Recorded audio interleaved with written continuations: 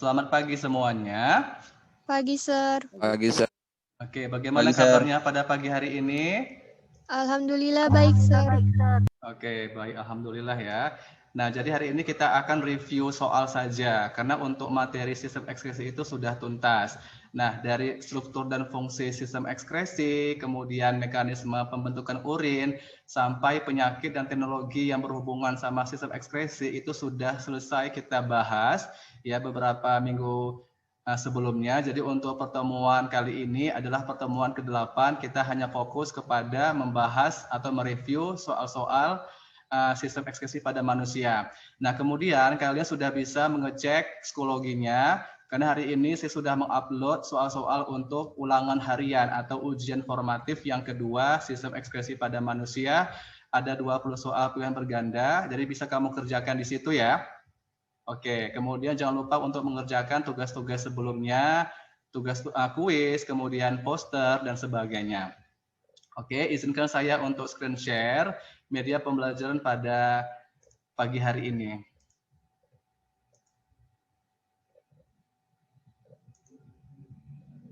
Oke, apakah bisa melihat slide PPT-nya? Bisa, Bisa, Sir. Sir. Oke, bagus Dayang ya. Oke, jadi hari ini kita akan review saja, kita akan mengulas soal-soal sistem ekskresi pada manusia. Oke, di mana peta konsepnya jelas ya. Di sini ada struktur dan fungsi sistem ekskresi, yaitu kulit, paru-paru, hati, dan ginjal. Kemudian mekanisme pembentukan urin, serta faktor-faktor yang mempengaruhinya, serta gangguan dan teknologi pada sistem ekskresi manusia. Oke, nah di sini ada beberapa soal yang akan saya tunjukkan kepada kalian. Bagi siswa yang bisa menjawab, ini khusus untuk siswa yang bergabung di sini ya, akan saya kasih nilai kuis, ya, nilai tambahan untuk materi ini. Jadi bagi yang bisa menjawab, silahkan diaktifkan audionya, oke?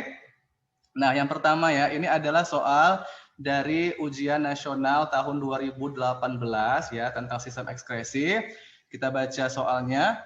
Laju filtrasi ginjal dipengaruhi oleh beberapa faktor, yaitu tekanan darah yang mendorong plasma darah keluar dari pembuluh darah, B. Tekanan osmotik darah yang menarik cairan ekstraseluler masuk ke dalam darah, dan C. Tekanan cairan di kapsula Bowman yang menghambat laju filtrasi plasma darah. Berikut ini adalah berbagai faktor yang dapat mempengaruhi laju filtrasi atau penyaringan di ginjal. 1. Penyempitan arteri aferen. 2. Penyempitan arteri eferen. 3. Peningkatan kadar protein dalam plasma. 4. Batu ginjal. Nah, kondisi-kondisi di atas yang dapat menurunkan laju filtrasi atau penyaringan darah di ginjal adalah, apa jawabannya? Ada yang tahu? Nomor 3. Nomor 3. Yang mana nomor 3 itu? A, Sir. 1, 2, 2, dan 3. Apa alasannya, Khairul Mustaqim? Karena batu ginjal itu proses pengeluaran apa, Sir? Urin yang membuat dia Ya. penyempitan dan uterus, Sir. Oke, kita bahas ya. 1, 2, dan 3 ya. Penyempitan arteri aferen, penyempitan arteri eferen, serta peningkatan kadar protein. Berarti yang bukan adalah batu ginjal ya. Oke, apakah ada yang lain yang bisa menjawab? Karena jawaban si Mustaqim masih salah ya. Ayo, beserta alasannya. Ini sebetulnya udah pernah saya jelaskan minggu kemarin tentang faktor-faktor yang mempengaruhi pembentukan urin kan. Salah satunya adalah apa? Hormon ADH, kemudian apa lagi? Diabetes mellitus kan, atau penyakit-penyakit yang berhubungan dengan sistem ekskresi. Oke, ada yang tahu jawabannya? Oke, jawabannya adalah E ya, hanya 1, 3, dan 4, yaitu penyempitan arteri aferen, peningkatan kadar protein di dalam plasma darah, serta batu ginjal. Nah, soal ini akan saya masukkan ke soal ujian, jadi bisa kalian ingat jawabannya ya, atau bisa kalian perhatikan soal-soalnya. Nanti untuk optionnya akan saya bolak-balik. Oke, jadi di sini yang benar adalah E, hanya 1, 2, dan 4. E hanya 1, 3, dan 4. Yang bukan adalah nomor 2. Kenapa? Karena penyempitan arteri aferen menyebabkan aliran darah ke glomerulus akan menurun sehingga tekanan darah di glomerulus menjadi turun. Nah, peningkatan protein darah menyebabkan peningkatan tekanan osmotik darah. Tekanan osmotik yang tinggi akan menurunkan laju filtrasi atau laju penyaringan darah di ginjal.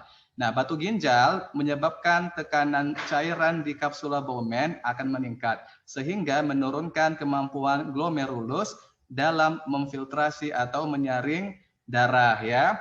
Nah, kita semua mengetahui bahwa ada 3 tahapan dalam proses pembentukan urin. Yang pertama apa?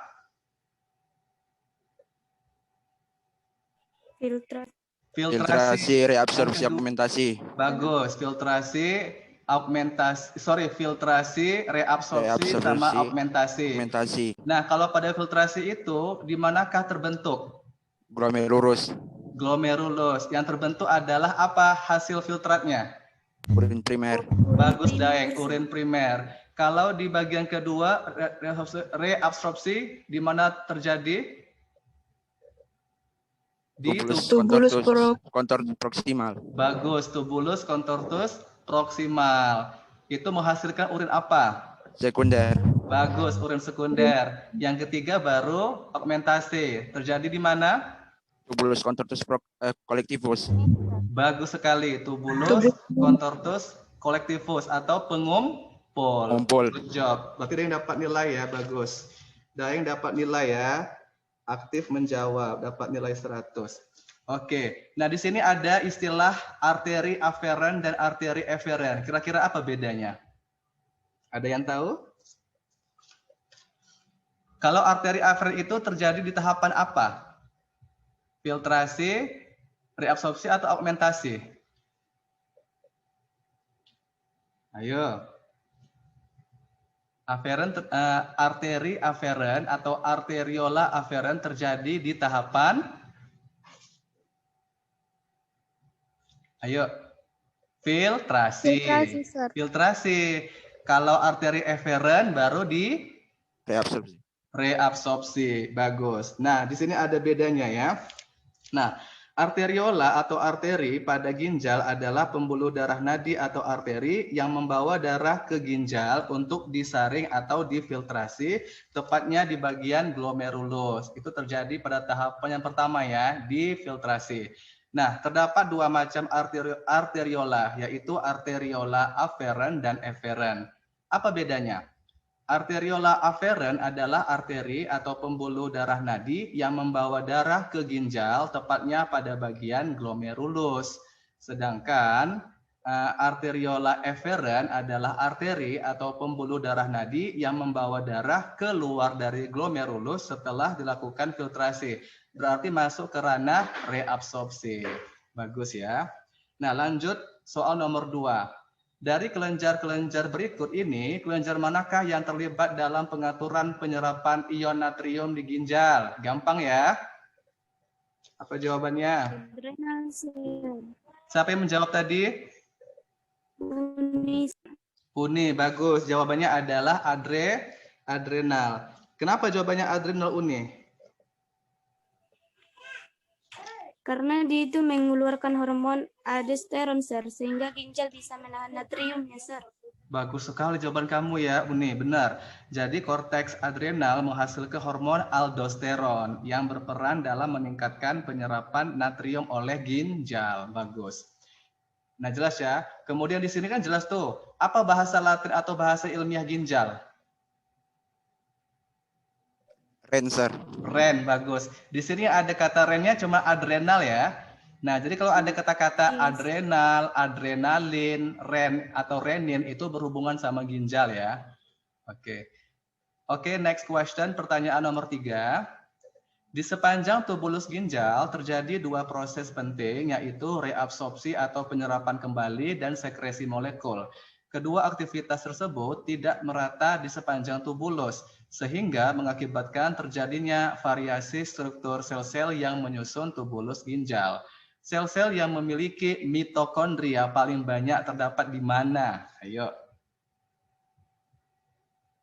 Nah, berarti di sini manakah bagian dari ginjal yang berperan dalam menghasilkan energi atau menghasilkan ATP. Karena di sini mengandung mitokondria yang paling banyak ya.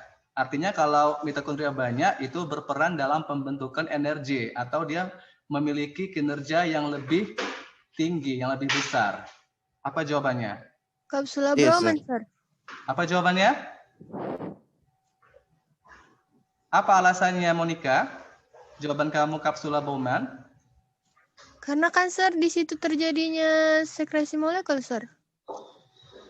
Bukan, kalau sekresi itu kan dia adanya di tubulus pengumpul kan. Sekresi itu sebetulnya sama dengan augmentasi. Nah, jawabannya bukan itu, masih salah ya, bukan tubulus pengumpul. Bukan kapsula Bowman. Di manakah terjadi proses reabsorpsi? Kan jelas tuh jawabannya. Di mana reabsorpsi? Sir. Jawabannya tubulus proksimal. Proksimal. Ya jelas kan, di sini ada reabsorpsi. Ya kita semua tahu kalau di proses ini yang terlibat adalah tubulus proksimal. Nah, berarti di situ yang paling banyak memiliki mitokondria adalah tubulus proksimal. Dan dapat nilai lagi 100 ya, bagus. Dapat 200. Oke, ada pertanyaan sebelum kita masuk ke pertanyaan nomor 4? Jelas ya? Oke, jangan mau Jelas, kalah nih. Sir. Syakila Aulia Rahman ya, harus kalian jawab ya. Anissa juga kalian jawab. Oke, pertanyaan nomor 4 ini adalah pernyataan benar atau salah ya. Nah, ginjal manusia dapat menyaring kurang lebih 200 liter darah setiap harinya.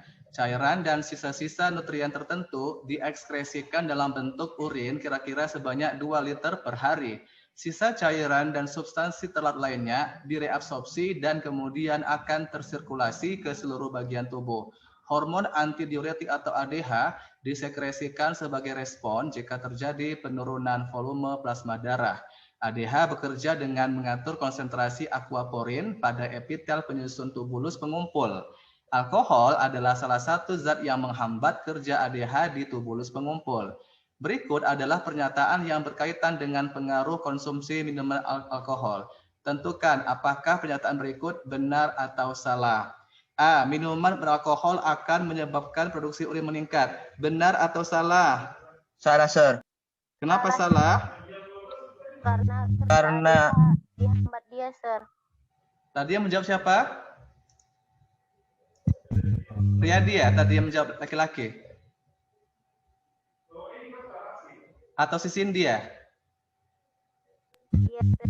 Kenapa jawabannya salah? Karena minuman alkohol tersebut bisa menghambat kerja ADH, Sir. Nah, jawabannya adalah benar. Betul lah. Kalau kalau seseorang mengonsumsi alkohol, maka dapat menyebabkan produksi urinnya meningkat. Artinya, kalau alkohol itu berada di dalam kandung kemihnya, dia tuh pasti akan ingin buang air kecil, ya, sering ke kamar mandi. Otomatis kalau alkohol itu dapat menyebabkan produksi urin akan meningkat. Jawabannya benar ya. Itu tidak berhubungan dengan hormon ADH sebenarnya. Oke, yang B, minuman alkohol dapat mengakibatkan penurunan tekanan darah. Benar atau salah? Apakah kalau seseorang itu mengonsumsi alkohol dapat mengakibatkan penurunan tekanan darahnya atau tensinya naik atau turun kalau minum alkohol? Naik, Sir. Turun, Sir. Turun ya, Turun, Sakila, turun ya. Sir. Jawabannya benar atau salah? Benar, Sir. Benar, Benar. bagus. Oke, yang C. Minuman beralkohol meningkatkan kadar aquaporin pada epitel tubulus pengumpul. Benar atau salah? Jelas jawabannya ya.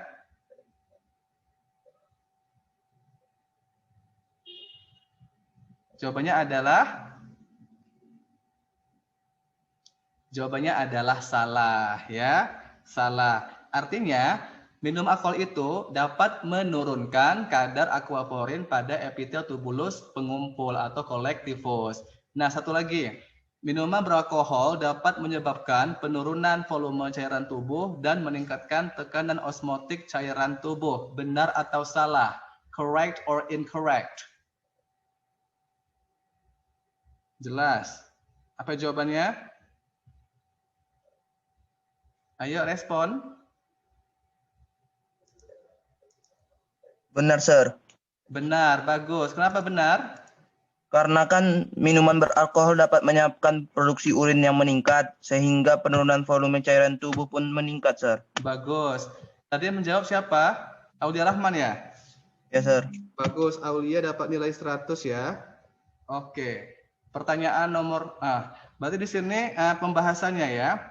Pada soal dijelaskan bahwa ADH merespon adanya penurunan volume darah yang artinya ADH atau hormon antidiuretik akan membantu mengembalikan darah ke volume semula. ADH bekerja dengan meningkatkan ekspresi aquaporin di epitel tubulus pengumpul sehingga penyerapan air menjadi meningkat. Peningkatan penyerapan air akan menyebabkan volume darah kembali menuju normal dan volume urin menjadi menurun. Penurunan volume darah berakibat pada menurunnya tekanan darah. ADH membantu mengembalikan tekanan darah dengan mengembalikan volume darah. Bagus ya. Oke, pertanyaan nomor 5. Jika kita meminum zat-zat yang menghambat penyerapan glukosa di tubulus proksimal, hal berikut yang tidak mungkin terjadi adalah, apa jawabannya? Hipertensi, Sir. Bagus, hipertensi. Kenapa jawabannya itu, Daeng? Karena, Sir, kalau A itu kan hipogli, gli itu kan glikogen. Bagus. Ada kata apa? Benar. Terus kalau yang diuresis jelas ya? Jelas, Sir. Nah, harusnya apa jawabannya?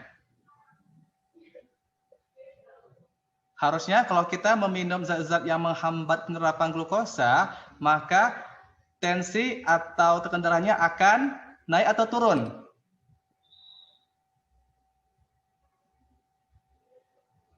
Ayo. Turun, Sir. Akan turun, bagus. Jawabannya bukan hipertensi, tetapi hipotensi, bagus ya. Daeng, betul jawaban kamu ya. C, yang tidak mungkin terjadi, bagus. Nah, nomor 6. Pada urin orang yang normal terdapat, apa jawabannya? Gampang ya. Urea, Sir. Bagus, urea. Siapa yang menjawab tadi? Monica, Urea, Sir. Sir. Monica Shakila dapat 100 ya. Tadi jawabnya bareng-bareng ya. Iya, Sir. Terus dapat nilai 100. Saya apresiasi usahanya ya. Kenapa jawabannya urea? Karena yang lain tak normal, Sir. Bagus. Nggak normal ya. Kalau seseorang memiliki urin mengandung glukosa, apa yang terjadi? Gula kena penyakit gula, Sir. Diabetes mellitus. Diabetes Bagus. mellitus, Sir. Bukan meletus ya. Diabetes mellitus. Kalau protein, apa nama penyakitnya? Albuminaria. Bagus, albuminuria atau proteinuria. Bagus. Kalau kreatinin dapat menyebabkan apa? Penyakit apa kreatinin? Nggak boleh ya kalau ada di urin, harus dikeluarkan. Kalau keton, apa nama penyakitnya? Fenilketonuria. Ya, jadi yang normal adalah mengandung urea. Bagus. Jelas ya? Oke, nomor 7. Gampang ini, ayo. Apa jawabannya? Yang merupakan organ dalam sistem ekskresi? Dibaca dan dijawab. D, Sir. Apa jawabannya? D, Sir. D. 1, 2, 6, 7. Bagus. 1, 2, 6, dan 7. 7. Bagus, Uni. Dapat nilai 200. 1, jelas ya, paru-paru, ginjal, kulit, dan hati. Bagus. Lanjut nomor 8 ya. Glomerulus, Sir. Glomerulus, Sir. Glomerulus. Proses filtrasi pada ginjal terjadi di glomerulus. Glomerulus. Jawabannya adalah D. Bagus. Tadi menjawab siapa, Daeng ya? Bagus, dapat nilai 400. Nomor 9. Sir, A. Jawabannya adalah Ginjal, ureter, kandung kemih, ureter. bagus. Ginjal, ureter, kandung kemih, baru uretra. Artinya itu yang paling belakangan adalah uretra ya. Nah, Sir. bagus. Pertanyaan yang terakhir nomor 10. Apa jawabannya? Fungsi hati sebagai ekskresi adalah apa? Sir, E. Detoksifikasi. Apa jawabannya? Sir, E. Masih salah ya. Sir. Jawabannya A, adalah Sir. A. Apa Anissa jawabannya? Sir. A. Merombak hemoglobin menjadi bilirubin. Apa itu bilirubin? Memberi warna pada feses atau urin, Sir. Bagus, memberikan pigmen atau zat warna pada feses atau urin. Yang dirombak apa? Hemoglobin. Hemoglobin, Sir, yang sudah Bagus. usang. Apa? Hemoglobinnya sudah usang, Sir. Hemoglobin yang sudah rusak akan dirombak menjadi bilirubin atau Ferdin. biliverdin. Bagus, luar biasa kalian ya. Bagus. Nah, jadi kita sudah mereview soal-soal yang berkaitan tentang sistem ekskresi pada manusia. Nanti soal ujiannya bisa kamu kerjakan di psikologi ya. Oke, sebelum kita tutup, apakah ada pertanyaan dari partisipan? Aquaporin tadi apa, Sir? Aquaporin itu berhubungan sama Yaman aquaporin. Soal nomor berapa? Soal nomor 1 tadi kalau nggak salah, Sir. Slide sebelumnya, Sir. Oh iya, Sir. Slide sebelumnya. Oke, sebentar ya, saya lihat dulu. Nah, aquaporin pada tumbuhan itu berbeda sama aquaporin pada hewan ya. Oke. Nah, sebetulnya apa sih fungsi dari aquaporin itu? Nah, di sini ada kata-kata aqua. Kira-kira aqua itu apa maksudnya? Berhubungan sama apa Air. dia? Air. Berhubungan sama air. Bagus. Nah, Bapak jelaskan ya. Aquaporin adalah protein dalam membran sel yang membentuk pori-pori agar molekul air bebas mengalir ke dalam dan keluar sel sehingga mempengaruhi kemampuan kulit untuk melembabkan sendiri secara efisien. Berarti di sini berhubungan sama apa? Sama organ ekskresi apa? Kulit, Sir. Kulit, bagus. Berhubungan sama kulit. Apa yang dikeluarkan? Keringat. Keringat, bagus sekali, luar biasa ya. Berarti itu adalah sejenis protein ya. Sejenis protein yang terdapat di dalam sistem ekskresi pada kulit. Oke. Nah, apakah ada pertanyaan lebih lanjut? Jelas ya? Jelas, Sir. Oke, bagus sekali. Nah, di sini yang tidak menjawab tadi siapa? Sini udah menjawab. Berarti di sini semuanya tadi ikut. Oh, si Miftah Hayun ya. Miftah, kenapa kamu diam aja tadi? Malu-malu ya? Oke, dia malu-malu ya. Oke. Oke, semuanya terima kasih atas partisipasinya ya. Jadi kalau ada pertanyaan nanti bisa kalian tanyakan kepada saya lewat WA ya, WhatsApp. Nanti untuk screenshot bukti kehadirannya akan saya share ke WA grup kita ya. Nah, tadi yang bergabung si Jasmine, kenapa dia tiba-tiba keluar? Jasmine sama Dwi Mahrani tadi kan masuk tuh. Kenapa dia keluar lagi? Berarti dia nggak di... Hah? Kurang tahu, Sir. Kurang tahu ya. Berarti mereka berdua saya coret dari bukti kehadiran ya, karena mereka bolos ya. Mereka keluar dari Zoom. Oke. Nah, jika nggak ada pertanyaan, kita tutup saja pembelajaran kita pada pagi hari ini. Ya, Bapak akhiri dengan ucapan wassalamualaikum warahmatullahi wabarakatuh. Waalaikumsalam warahmatullahi wabarakatuh.